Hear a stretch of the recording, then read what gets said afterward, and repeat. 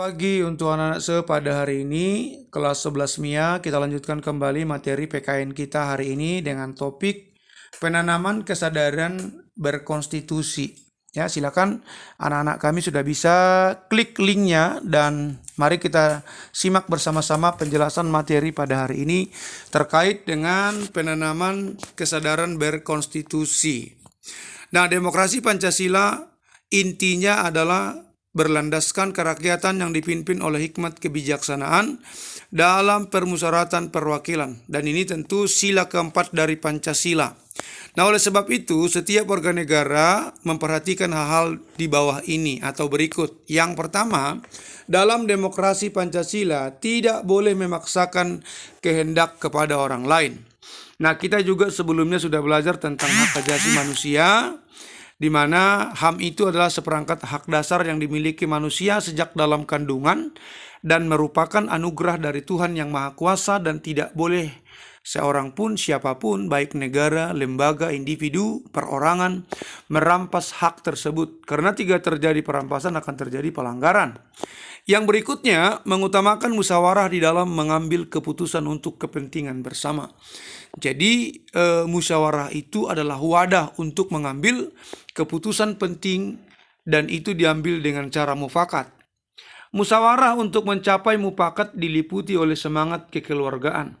Jadi tidak memaksakan pendapat, tidak memaksakan kehendak, tetapi mufakat ya. Jadi semua ide, gagasan, asumsi diterima dan dengan semangat kekeluargaan untuk mencari solusi. Menghormati dan menjunjung tinggi setiap keputusan yang dicapai sebagai hasil musyawarah. Setiap anggota wajib untuk menghormati putusan. Jangan pula ada istilah seolah-olah kita tidak terlibat dalam keputusan itu sehingga kita menjadi orang yang abstain atau tidak mendukung ya. Apapun hasil keputusan bersama harus dilakukan secara bersama-sama. Dengan itikat baik dan rasa tanggung jawab menerima dan melaksanakan hasil keputusan musyawarah. Jadi jiwa demokrasi Pancasila adalah bagaimana orang-orang yang bertanggung jawab dengan itikat baik melaksanakan hasil keputusan yang sudah disepakati bersama. Di dalam musyawarah diutamakan kepentingan bersama di atas kepentingan pribadi dan golongan. Jangan kita dominan selalu mengutamakan kepentingan kita, kepentingan keluarga, kelompok kita, ya. Tapi yang diutamakan adalah kepentingan bersama di atas kepentingan pribadi dan golongan. Selanjutnya, musyawarah dilakukan dengan akal sehat dan sesuai dengan hati nurani yang luhur. Jadi, dengan akal yang sehat dan hati nurani, kita bisa duduk bersama, mencari solusi dalam musyawarah, dialog bersama. Ya, harus dengan akal sehat, jangan emosi. Tidak boleh tendensius juga, tidak boleh menyerang pendapat orang lain. Kita harus menghargai setiap pendapat, ide, gagasan dari anggota yang ada di forum musyawarah. Selanjutnya, keputusan yang diambil dalam forum atau musyawarah tadi harus dapat dipertanggungjawabkan secara moral kepada Tuhan yang Maha Esa. Jadi, keputusan itu bukan keputusan sepihak yang menyenangkan seseorang, oknum atau individu, tapi juga keputusan yang mengandung nilai-nilai moral dan dapat dipertanggungjawabkan di hadapan Tuhan. Artinya, keputusan dalam forum tersebut tidak bertentangan dengan nilai-nilai ketuhanan. Ya, tidak ada di sana rancangan rencana jahat. Ya, karena selalu disinkronkan dengan nilai moral dan disinkronkan juga dengan nilai keagamaan, kerohanian.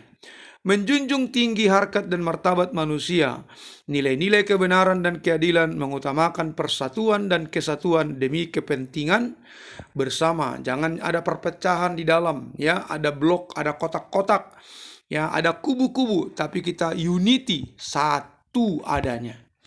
Nah, pelaksanaan demokrasi di Indonesia pada periode 98 sampai sekarang, di tahun 98 ada banyak terjadi penyimpangan di masa Orde Baru. Kita tahu siapa yang berkuasa di masa Orde Baru, yaitu Presiden Soeharto yang berkuasa di Indonesia sekitar 32 tahun. Ya. Orde Baru pada akhirnya membawa Indonesia pada krisis multidimensi. Nah, multidimensi artinya banyak faktor, banyak pihak, banyak dimensi ya. yang diawali dengan krisis moneter, ya, krisis keuangan pada waktu itu 98. Nah, krisis keuangan membawa kepada krisis politik, banyak terjadi kericuhan, tingkat kepercayaan rakyat kepada pemerintah begitu minim dan kecil, ya, kurang percaya lagi dengan aparat pemerintah karena terjadi banyak krisis, ya, di lembaga-lembaga pemerintahan. Terjadi kerusuhan hampir di seluruh belahan bumi Indonesia, ya, terdengar kerusuhan di daerah-daerah, di pusat, demo, aksi-aksi anarkis, ya.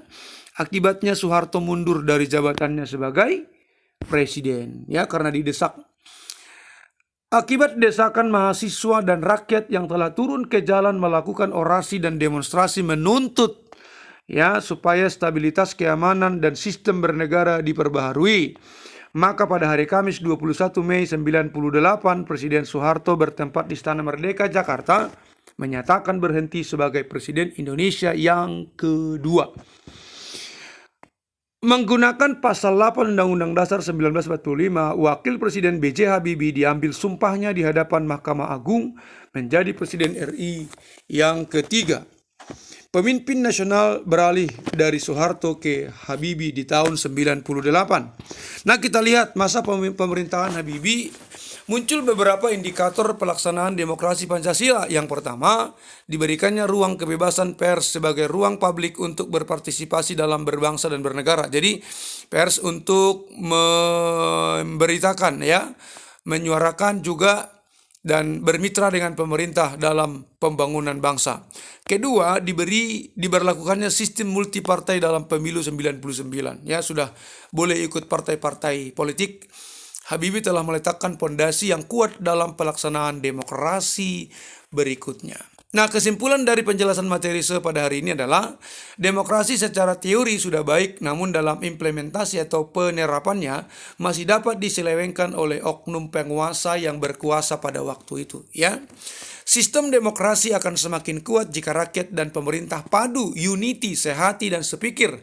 Rakyat mengawal perjalanan pelaksanaan demokrasi dan pemerintah komitmen melakukan sistem demokrasi. Inilah penjelasan pada hari ini. Kepada kalian silahkan dicatat materinya dan kirim kembali kepada saya. Sekali lagi klik linknya, buka, dengar, catat, kirim kembali kepada melalui WhatsApp.